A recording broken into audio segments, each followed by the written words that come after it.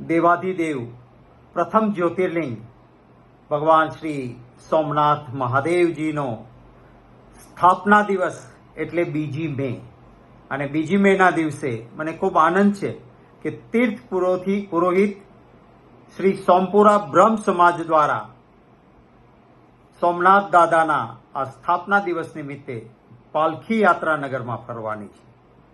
તમામ શિવ ભક્તોને વિનંતી છે કે પાલખી યાત્રામાં આપ હિસ્સો લેજો.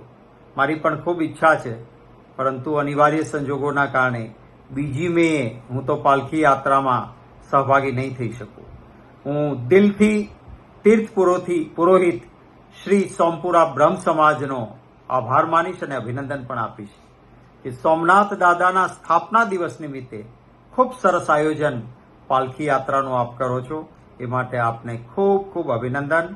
મારી હૃદયપૂર્વકની શુભકામનાઓ છે કે સોમનાથ દાદાના આશીર્વાદ આપણા સૌના ઉપર બની રહે અને દાદાની કૃપાથી 2 મેના રોજ સ્થાપના દિવસે નીકળનારી પાલખી યાત્રા ખૂબ જ ભવ્ય, સફળ અને નિર્વિઘ્ને પૂર્ણ થાય એવી દાદાના ચરણોમાં પ્રાર્થના કરું છું. આપ સૌને ખૂબ શુભકામનાઓ. જય મહાદેવ, જય સોમનાથ દાદા.